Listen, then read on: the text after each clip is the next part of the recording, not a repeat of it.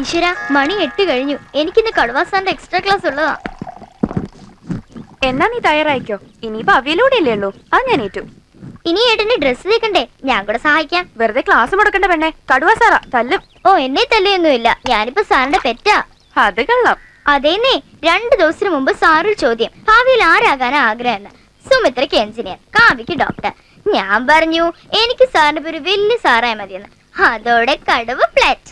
അമ്പടി കേമി. എന്നാ ചട്ടി അടുപ്പത്ത് വെച്ചാ കടുകൊന്ന് വറുത്തേ. അല്ലേച്ചി, നമ്മുടെ വീട്ടിൽ മിക്സി വാങ്ങിച്ചു വെച്ചിരിക്കുന്നേ വെറുതെ കാണാൻ വേണ്ടിയാണോ? ഏട്ടൻ പറയുന്നതിലൊക്കെ കാര്യമുണ്ട്. നല്ല രുചി വേണമെങ്കിൽ അമ്മി തന്നെ അരയ്ക്കണം. അയ്യോ, ഏട്ടൻ ഇന്ന് നേരത്തെ ഓഫീസിൽ പോകണ്ടാണല്ലോ. ഏട്ടാ, കുളി കഴിഞ്ഞോ? കഴിയാറായി. ഒന്ന് വേഗം വന്നേ. അവിയലിന് ഇത്ര അറിഞ്ഞാ മതിയോ നോക്ക്. മതി, ധാരാളം മതി. കാണാതെ എങ്ങനെ മനസ്സിലായി? അമ്മിയുടെ ശബ്ദം കേട്ടാൽ അറിഞ്ഞൂടെ കുട്ടാ.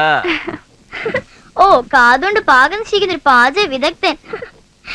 ഏട്ടൻ റെഡി. കാപ്പി എടുത്തു വെച്ചോ. വേഗം ആവട്ടെ മക്കളെ. എടുത്തു വെച്ചു. ആ, റെഡി റെഡി റെഡി. ഇന്ന് സ്പെഷ്യല് ഏട്ടൻ ഇഷ്ടപ്പെട്ട തക്കാളി കറിയാ. ആഹാ, ഇവളെ തൊടിയിച്ചിട്ടില്ല. എന്റെ സ്വന്തം പാചകവാ. എങ്ങനെയുണ്ടെന്ന് നോക്ക്. അസല് ഗംഭീരം. ഇന്നെങ്കിലും ഏട്ടന്റെ ഒരു നല്ല അഭിപ്രായം പറഞ്ഞല്ലോ. ഉപ്പ് കുറച്ചെങ്കിലും ഇട്ടിരുന്നെങ്കിൽ ഒന്നുകൂടെ നന്നായനെ. തുടങ്ങി കുറ്റം പറിച്ചില്ല. ഇനി എന്തെങ്കിലും മുളക് വിടാൻ മറന്നോ? പക്ഷെ സാരമില്ല, അതിന്റെയൊക്കെ കോട്ടം തീർക്കാൻ വേണ്ടി പുളി കാര്യമായിട്ട് തട്ടിയിട്ടുണ്ടല്ലോ. തനിച്ചുണ്ടാക്കിയപ്പോഴേ ഞാൻ പറഞ്ഞതാ. എത്ര പ്രാവശ്യം ഏട്ടൻ പഠിപ്പിച്ചു തന്നിട്ടുള്ളതാ. 2 പേർക്കും എല്ലാം അറിയാവുന്ന ഭാവം. എന്നെ ഒന്നും ചെയ്യാനും സമ്മതിക്കില്ല. എന്നാ ഒരു ജോലിക്കാരിയെ വെക്കാന്ന് വെച്ചാലോ? അതും വേണ്ട. ഓ, പിണങ്ങിയോ? മക്കളെ, പെൺകുട്ടികളായ നന്നായിട്ട് പാചകം അറിഞ്ഞിരിക്കണം. അന്യരുടെ വീട്ടിൽ ചെന്ന് കയറേണ്ടതല്ലേ. ഭർത്താവിന്റെ വീട്ടുകാർ ആദ്യം നോക്കുന്ന പുതുപ്പെണ്ണിന്റെ പാചകമായിരിക്കും. അത് ശരിയല്ലെങ്കിൽ പിന്നെ അവിടെ നിന്നായിരിക്കും അമ്മായിമ്മ പോരിനെ നാത്തും പോരിന്റെ ഒക്കെ തുടക്കം. അതൊക്കെ ഒഴിവാക്കാൻ വഴിയുണ്ട്. അതെന്താ? ഏട്ടനെ പോലെ നന്നായിട്ട് അടുക്കള പാചകം അറിയാവുന്നവർക്ക് ഞങ്ങൾ കിട്ടിച്ചു കൊടുത്താൽ മതി. മർമ്മം ഗോപാലുള്ള ഇനി എഴുന്നേറ്റില്ലേ? അച്ഛൻ എപ്പോഴേ എഴുന്നേറ്റ് കസരത്ത് തുടങ്ങി.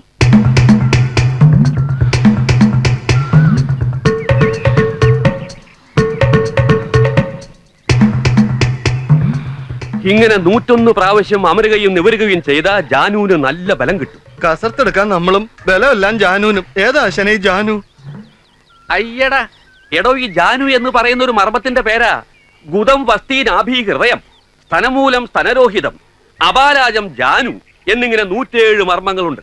അതിൽ തന്നെ സദ്യപ്രാണഹരം, കാലാന്തരപ്രാണഹരം എന്നീ ഉപവകുപ്പുകളുണ്ട്. ക്ഷതം പറ്റിയ ഉടനെ തട്ടിപ്പോകുന്നത് സദ്യപ്രാണഹരം, കാലം കഴിഞ്ഞ് തട്ടിപ്പോകുന്നത് കാലാന്തരപ്രാണഹരം. സർവീസിലായിരുന്നപ്പോ പല കൊലകൊമ്പന്മാര് ഞാൻ മുട്ടുകുത്തിച്ചിട്ടുള്ളത് കാലാന്തര പ്രാണഹര മർമ്മത്തിനിട്ട് കുത്തിയിട്ടാ.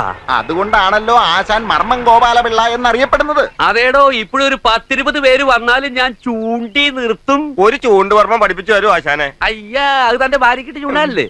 അതിന് ഫീസ് വേറെ വേണം. ഇപ്പൊ തൽക്കാലം ജാനുവിനെ മുറുകെ പിടിച്ചോ. സ്റ്റാർട്ട്. ഓ ചേച്ചി, പതുക്കെ. മുടി കെട്ടാനാ പറഞ്ഞത്, പിഴുതെടുക്കാനല്ല. ഈ ആണുങ്ങൾക്കൊക്കെ എന്തൊരു സുഖാ. ചീപ്പെടുത്ത് 2 പിടി കഴിഞ്ഞു. ഇപ്പം മുടി പിന്നിക്കിട്ടുന്ന ആണുങ്ങളും ഉണ്ടടി. പങ്കെന്നാ പറയുന്നേ. ഓ, പതുക്കെ. കണ്ടില്ലേ, ഒട്ടും ശരിയായില്ല. നീ എന്താടി സൗന്ദര്യ മത്സരത്തിന് പോവാണോ? ഒന്ന് പോ ചേച്ചി. ഏട്ടാ, ഞാൻ വിളിക്കാം. എന്താ ഇവിടെ പ്രശ്നം? കണ്ടില്ലേ ഏട്ടാ, മുടി കെട്ടി വെച്ചിരിക്കുന്നത്. നന്നായില്ലേട്ടാ? നന്നായില്ല. കുട്ടന്റെ മുഖത്തിന് യോജിക്കുന്ന ഇരട്ടപ്പിരിയ. അല്ലെങ്കിലേ അവൾക്കൊരു പിരി ഇളകിയതാ. ഏട്ടൻ ഇനി ഇരട്ടപ്പിരിയുടെ ആക്കിയാലോ?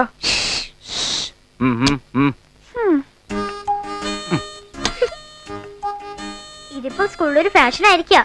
കൂട്ടുകാരികളിലൊക്കെ ഞാൻ പറഞ്ഞു ഏട്ടനെ എന്റെ മുടി കിട്ടുന്നതെന്ന്. അപ്പൊ അവർക്കൊക്കെ അത്ഭുതം, ആണുങ്ങൾ ഇങ്ങനെ മുടി കിട്ടുമെന്ന്. അസൂയ.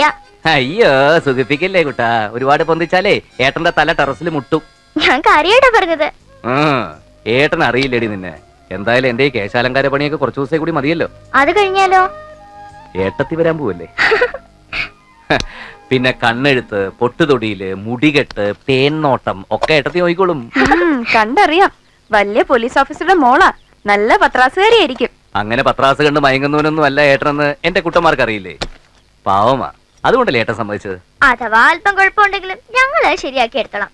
എന്ന് വെച്ച് നാത്തും പോരൊന്നും അല്ല കേട്ടോ. അയ്യാ, സമയായി. ചെല്ല് ചെല്ല്. അയ്യോ,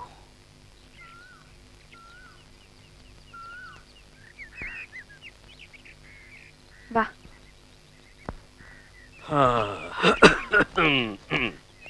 അച്ഛാ കാപ്പി എടുത്ത് വെച്ചിട്ടുണ്ട്, കഴിക്കണം. പിന്നെ നല്ല വിശപ്പുണ്ട്. കാണുമല്ലോ, നാട്ടുകാരെയൊക്കെ മർമ്മം പഠിപ്പിക്കുന്നതല്ലേ. ആ പിന്നെ ഉച്ചയ്ക്ക് രസായനം കഴിച്ച് ഫിറ്റായി ഉണ്ടാതെ കിടന്നേക്കരുതേ. സമയത്ത് ആഹാരം കഴിച്ചില്ലെങ്കിലേ മർമ്മം ഗോപാലപിള്ള വെറും ചർമ്മം ഗോപാലപിള്ള ആയിപ്പോ. ഓ അസത്തെ ടാറ്റാ. ചുമ്മാ കേട്ടുകൂട്. അച്ഛനായാലും സ്വന്തം ഇടം വിട്ടു കൊടുക്കരുത്. ടാറ്റാ. ഓടി. അച്ഛനോട് ഞാൻ പറഞ്ഞിട്ടില്ലേ എന്നെ കാണുമ്പോ ഇങ്ങനെ സല്യൂട്ട് ചെയ്തിരുന്നു. അച്ഛൻ മകനെയല്ല റിട്ടയർഡ് ഹെഡ് കോൺസ്റ്റബിൾ കമ്മീഷനാണ് സല്യൂട്ട് ചെയ്തത്. അല്ലെങ്കിലും കാക്കി ഇട്ടവൻ കാക്കി കണ്ടാ സല്യൂട്ട് ചെയ്ത് പോവും. IPC മതി. Yes sir. ഞാൻ നിന്നോട് പറഞ്ഞാണല്ലോ ആ സർക്കിൾ ചക്രപാലിന്റെ കാര്യം. അച്ഛൻ സർവീസിലിരിക്കുമ്പോ അവൻ കുറെ കാലം SI ആയിട്ടിരുന്നിട്ടുണ്ട്. അന്ന് അവൻ എന്നെ ഒരുപാട് തന്തയ്ക്ക് വിളിച്ചതാ. അതിന്റെ ഒക്കെ മുതലും പലിശയും ചേർത്ത് നീ അങ്ങ് വിളിച്ചേക്കണം. അവന്റെ തന്തയും തന്തയുടെ തന്തയും അല്ലെങ്കിൽ വേണ്ട കുടുംബം അടക്കം അങ്ങ് വിളിച്ചേക്കണം. അതിനെന്തെങ്കിലും കാരണം വേണ്ടേ? ഡിപ്പാർട്ട്മെന്റിൽ കീഴുദ്യോഗസ്ഥരെ തെറി വിളിക്കാൻ മേലുദ്യോഗസ്ഥന് പ്രത്യേകിച്ച് കാരണമൊന്നും വേണ്ട. എന്തെങ്കിലും കാരണം കണ്ടെത്തി 4 തെറിയൊക്കെ വിളിച്ചേക്കണം. എന്താ മറക്കാതെ തന്നെ വിളിക്കൂ. യാതൊരു കാരണവുമില്ലാതെ മറ്റൊരുത്തിനെ തെറി വിളിക്കുന്നത് IPC എത്രാം വകുപ്പിൽ വരും ഹെഡ് കോൺസ്റ്റബിളെ? ചായ തണുത്തു പോകും. തണുത്തോട്ടെ അച്ഛാ. കാക്കിയിട്ട പോലീസ് ഉദ്യോഗസ്ഥന്റെ നാവിൽ നിന്ന് വരേണ്ടതേ തെറിയല്ല, തിയറിയാ. Understand? Yes sir.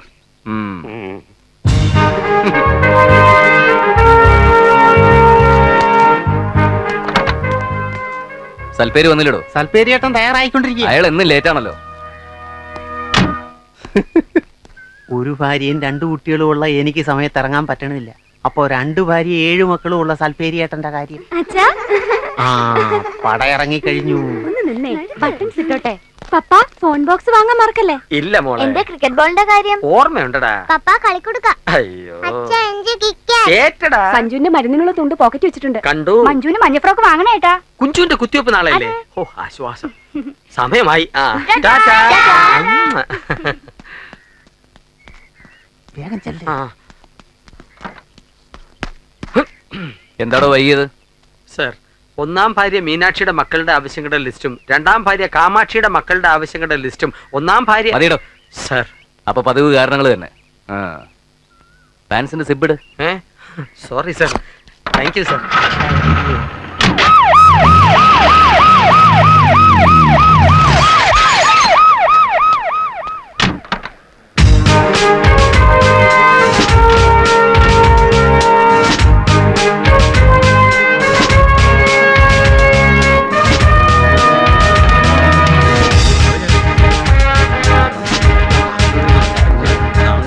Good morning.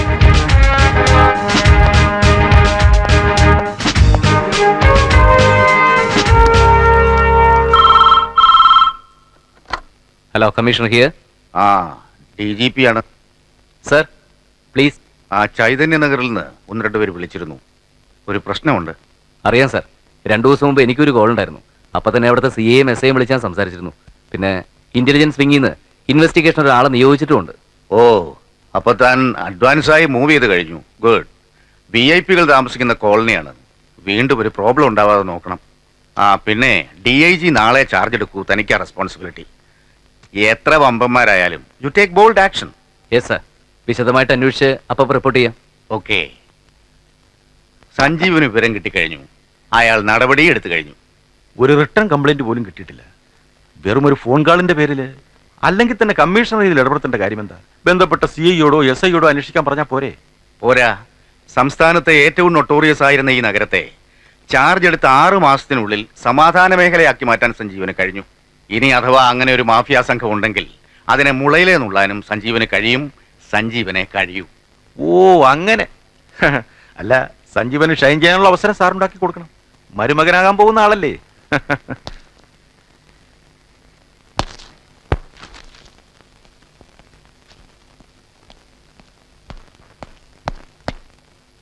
Sir, ആ പെൺകുട്ടി ഇനി എത്തിയിട്ടില്ല. തനിക്ക് എപ്പോഴും പെൺകുട്ടികളുടെ ഓർമ്മയുള്ളൂ. പാടുന്ന പെൺകുട്ടിയുടെ കാര്യമാ. അവളെ കസ്റ്റഡിയിൽ എടുക്കാൻ രാമകൃഷ്ണൻ പോയിട്ടുണ്ട്. ഓക്കെ, വേറെ വകുപ്പുകളുണ്ടല്ലോ. അതെന്തായി? അത് ദാമോദരന്റെ ചാർജിലുള്ള കേസാ. അവനും അന്വേഷണത്തിന് പോയിരിക്കുക. അറേഞ്ച്മെന്റ്സ് ഒക്കെ റെഡി ആവുമ്പോൾ അറിയിച്ചാൽ മതി. സാർ, എന്റെ കോൺസ്റ്റബിൾ ഭാര്യ കാമാക്ഷിയുടെ അനിയത്തി ഒരു വിശാലാക്ഷി ഉണ്ട്. സംഗീത കോളേജിൽ പഠിക്കുക. നന്നായിട്ട് പാടും. നമുക്ക് അവളെ കൂടി ഒന്ന് സൈരിപ്പിച്ചൂടെ സാർ?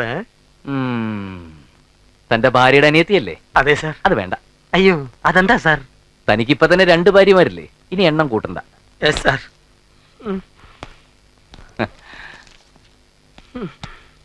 2 ഭാര്യ ഉണ്ടെന്ന് പറഞ്ഞങ്ങനെ വാരണ്ട. അതി സൽപ്പേര് സദാനന്ദന്റെ കഴിവ്. അതാണെന്താ നോ സർ.